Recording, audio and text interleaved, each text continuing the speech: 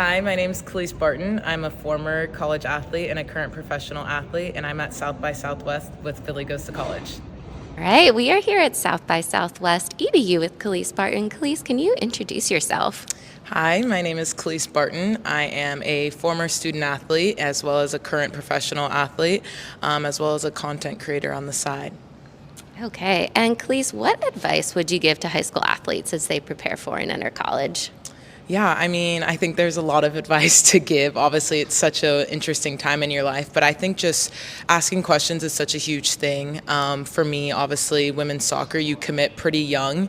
So looking back on that, you don't necessarily know what you want when you're 14, 15 in terms of your college experience. So I think just really tuning into your resources, whether that's family, whether you have any staff on your athletic side of things, academic side, just asking questions and really using your support, because I think oftentimes we don't think we're as supported as we actually are. So make sure you can ask questions and find a good fit, because there is a lot of options out there for college, especially for athletics. So.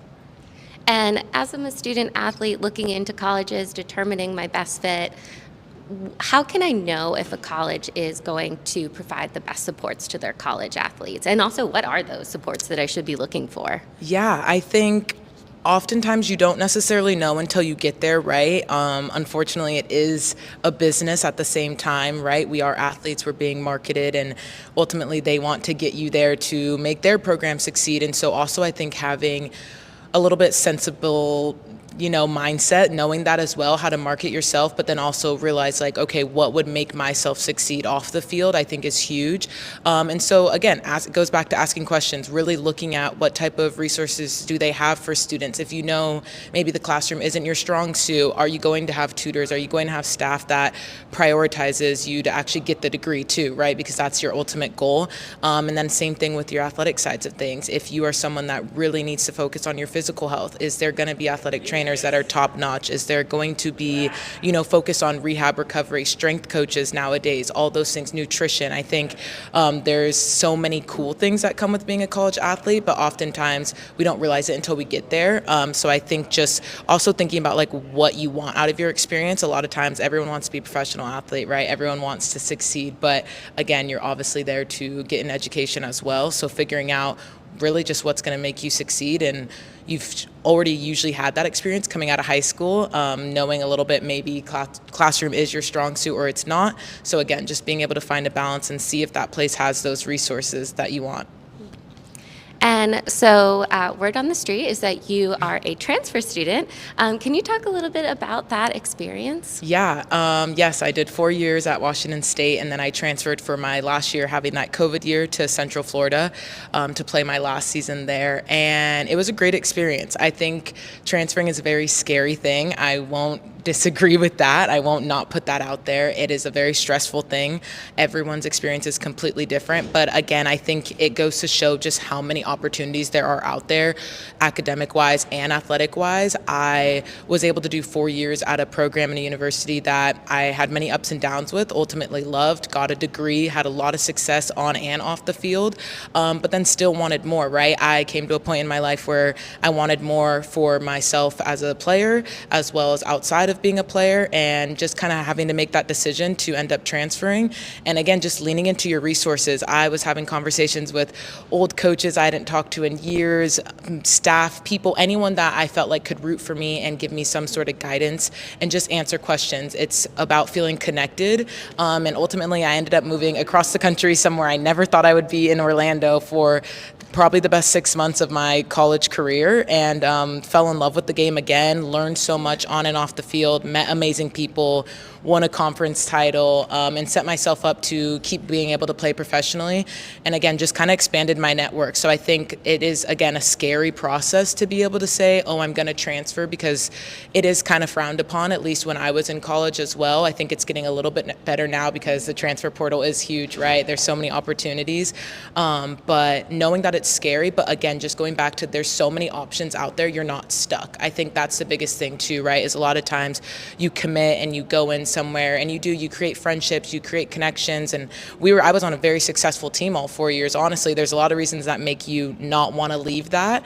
But I think just, again, tapping into what's best for you personally is like, that was my biggest takeaway is, I mean, everyone else can tell you to transfer and what's best for you. But if you finally come to that moment with yourself, you'll understand if you're ready or not. And that was kind of my personal takeaway from transferring, is just being able to put my foot down and say, okay, I loved it here, that's great, but I'm also allowed to leave. I'm allowed to go make a new step for myself and create a new home for myself, and you're not stuck. So I think that's the most important thing, is just knowing that there's so much more out there, especially with college on and off the field. So yeah. I love that idea of giving yourself permission to take definitely. that leap. That's great. And so, we talk to a lot of high school students who say, I'm not interested in college because I am going to be an athlete. Yeah. So, and if that's their pathway, that's their pathway. But, why for you as an athlete was college really important? Yeah, I mean, I think it was a new idea for me once the opportunities started flowing. My dad played college soccer. My mom had not completed college. And so I had this kind of not really sure, not super set pathway of, some kids grow up in a family where, that's their goal, that's their set. They're going to go to the same school as their parents. And I didn't really have that traditionally. My dad's also from England, so he was kind of the first coming over and playing a college sport. So I come from very different backgrounds on both sides of my family. And I knew growing up, once I got to a good enough level and it was kind of talks and that was the opportunity that presented itself. I think for me, again, as an athlete, it seemed like that was the next step, just because at the time, I think a little bit more now players are going professionally younger, but that was the next step for my career, right? That was the next way you take your game to the next level, was playing Pac-12. It was playing at a Big Five or top 5 conference, and so that was ultimately my goal growing up. I think literally, it's sad now, obviously the Pac-12 is in a weird spot, but growing up as a Pacific Northwest kid, that was my dream. I wanted to commit to a Pac-12 school, and I did that. And then the next goals were to see what comes from that, right? But ultimately, again, I think the goal it stemmed from an athletic side of things. But then as you do get to a certain age and you realize, okay, I can get a degree from this, I can actually possibly set myself up for a plan B. I think I was fortunate enough to also have a balance when I talk about my parents again, of very athletic driven family, but also my mom always made it clear too of, you're not going to play forever, and kind of finding out what else you love and having the opportunity to get a college degree, possibly for free. Again, I think for me, I came from a background where I knew I probably wouldn't be able to afford going to college fully, especially a big university, if it wasn't from sports. And so I think that added an extra level of determination once I did start getting recruited. It was kind of, for me, how do I repay my parents and my mom for somehow managing to get me to all these games and practices, and just giving back, because I knew how much they gave for me to even have that opportunity, especially my mom, working multiple jobs. And so it was just kind of like just a little extra level, like chip on your shoulder moment as well. And again, I think once you hit a certain age, you just realize, wow, there's so much opportunity that comes from this. And that's also getting a degree. I don't think, obviously, at 14, 15, I was super excited about getting a college degree, and everyone's different, obviously. But again, I think once you can combine the fact that, okay, I can play at a really high level, but also what else can come from this, I'm really grateful to have gone on a full ride both times and gotten a degree and got a lot of experiences. So I think you just kind of have to, as much as you love the game, there's so many steps, and there's so many career steps and life steps. Like, I'm very grateful to have gone through college before going professionally, because you learn so much about yourself. So. And so can you share a little bit about, or give some advice rather, about how student athletes, or really college students in general, can help kind of take care of their mental health throughout college, and what resources exist for support around mental health in college? Yeah, I think that is an area that's still growing. Obviously, I think as important as it is, there's still so much room for improvement. I'm a couple years removed now from college, so I don't know necessarily. I'm sure it's growing even more, but I think there, again, just knowing that there is a lot more help than I think sometimes we think there is. You're a little bit more supported than, again, oftentimes athletes assume we are. Just kids in general, college kids in general, I think a lot of times feel like we got to do it on our own, right? We're out here, we're just figuring it out, which is very true. But I think another great part of college athletics is there's oftentimes so many resources built into that, right? There's oftentimes, like I said, nutritional staff, strength staff, different coaches, and then as well as mental health resources. There are psychologists, there are psychiatrists at some campuses, therapists, different resources. And I think, again, where you feel comfortable, I found myself talking to many therapists over the years, but also just finding that person you feel comfortable with, right? Like I've connected more with the strength coach at one point in my time and told her more secrets in my life than I've told a therapist at one point. I think the scary part too is obviously, sometimes people are scared to go to therapy or scared to go talk to that labeled person as a mental health resource, but sometimes it just takes having a friend and it takes having a staff, and I think that's the cool part too. Obviously, like